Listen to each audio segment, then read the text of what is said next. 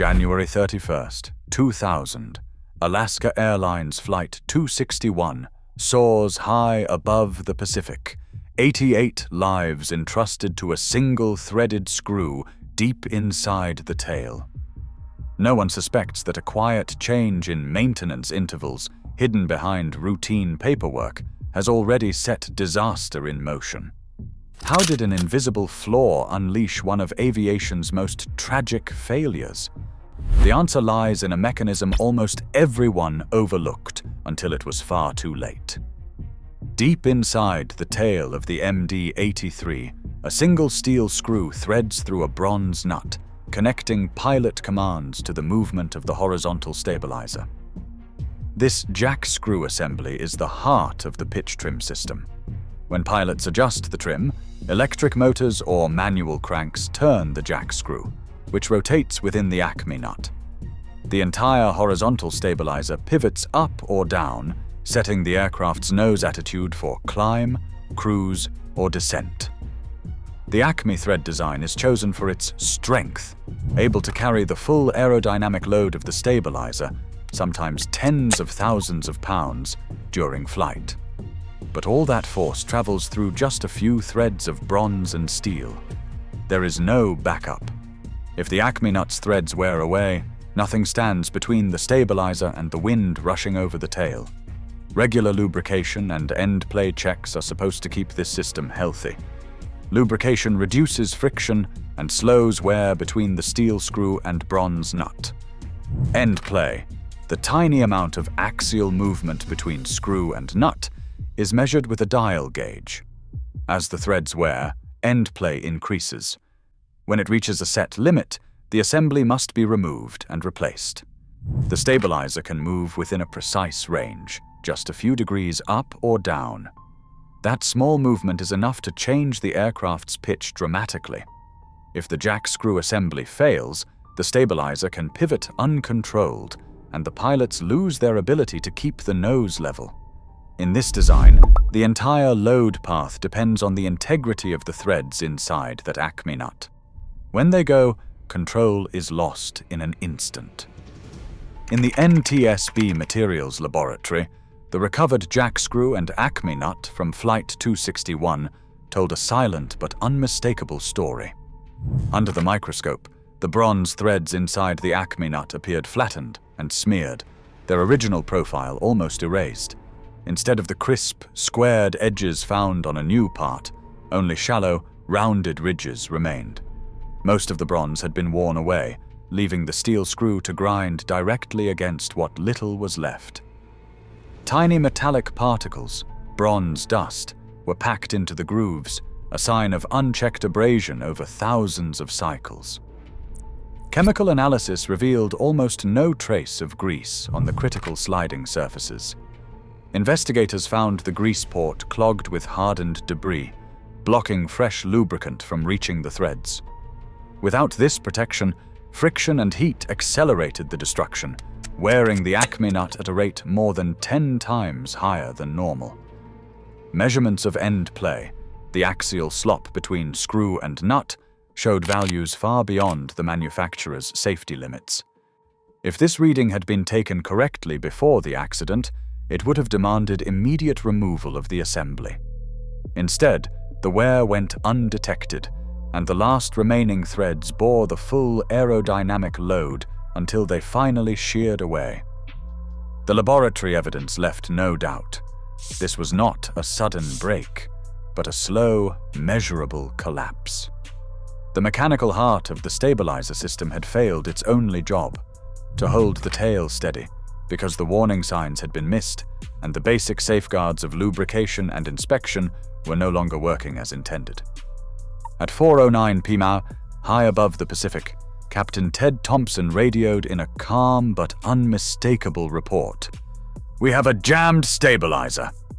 The MD-83 was cruising at 31,000 feet, but the pitch trim felt locked, unresponsive to normal inputs. First Officer Bill Tansky confirmed the controls were stiff. Without hesitation, the crew began working through the stabilizer jam checklist, isolating the electric trim and attempting manual override. Trim wheels spun with heavy resistance. Each step was read aloud and double-checked. No shortcuts, no guesswork. Captain Thompson called Alaska Maintenance Control, relaying the problem and requesting immediate guidance. On the other end, technicians referenced procedures and suggested alternate trim attempts, hoping to free the jam. The crew tried cycling the trim circuit breakers, then shifted to the alternate trim switches, but the stabilizer remained stuck. Flight 261's crew coordinated with air traffic control, requesting a lower altitude in case further troubleshooting was needed. Both pilots discussed the possibility of diverting to Los Angeles, but kept their focus on solving the problem in the air. The cockpit voice recorder captured their steady, methodical tone, even as the situation grew more uncertain. Flight data showed the first subtle deviations in pitch and trim position. The aircraft's nose began to dip, ever so slightly, as the stabilizer's jam tightened its grip. Still, the crew pressed on, repeating checklists, verifying systems, and maintaining constant communication with both maintenance and controllers. Professionalism and training drove every decision, even as the margin for error narrowed with each passing minute. At 24,400 feet, the MD-83 began its final descent. The flight data recorder traced a rapid pitch change as the last threads of the Acme nut gave way, leaving the stabilizer free to pivot. In the cockpit, Captain Thompson and First Officer Tansky fought to keep the nose up, voices steady even as the control column shuddered in their hands. The cockpit voice recorder captured clipped commands. Hold it, push, push, push and roll, as the aircraft pitched violently nose down. With the stabilizer now unconstrained, the plane entered a dive that no human strength could arrest. For a brief moment, the crew managed to roll the jet inverted, attempting to use the remaining control surfaces to level the wings. The engines roared as the plane plummeted toward the ocean, losing nearly 18,000 feet in less than 2 minutes. Air traffic control called repeatedly, receiving only fragments in reply. The crew's final transmissions were calm, focused. We're inverted. We're trying to get control. Flight 261 struck the Pacific at 4:22 p.m., 2.7 miles north of Anacapa Island. Impact was instantaneous. The last spike on the flight data recorder aligned with the cockpit's final words. 88 lives ended in a moment. In the aftermath, investigators would replay those final minutes, searching for answers in the data, the voices, and the silence that followed. On December 10, 2002, the National Transportation Safety Board published its final report on Alaska Airlines Flight 261. The board stated, "The probable cause of this accident was a loss of airplane pitch control resulting from the in-flight failure of the horizontal stabilizer trim system jack screw assembly's Acme nut threads. The thread failure was caused by excessive wear resulting from Alaska Airlines' insufficient lubrication of the jack screw assembly." The report also cited extended lubrication and end-play check intervals, both approved by the FAA as contributing factors. In the days after the crash, the FAA issued Emergency Airworthiness Directive 2000-03-51, requiring immediate inspection of the jack screw assembly on all MD-80 and MD-90 series aircraft. Operators had to measure end play and verify thread condition before further flight. By August, recurring inspection and lubrication intervals were shortened and made mandatory, with aircraft grounded if wear exceeded strict new limits. These orders left no room for delay or discretion. Families of those lost on Flight 261 gathered in hearing rooms and along the California coast, determined that their voices would not fade. In testimony before Congress, relatives spoke of irreplaceable loss and demanded that no other family endure the same pain. Their advocacy pressed lawmakers and regulators to strengthen oversight and close gaps in airline maintenance. Permanent memorials now stand at Port Hueneme in California and at Seattle's Alki Beach, engraved with the names of all 88 victims.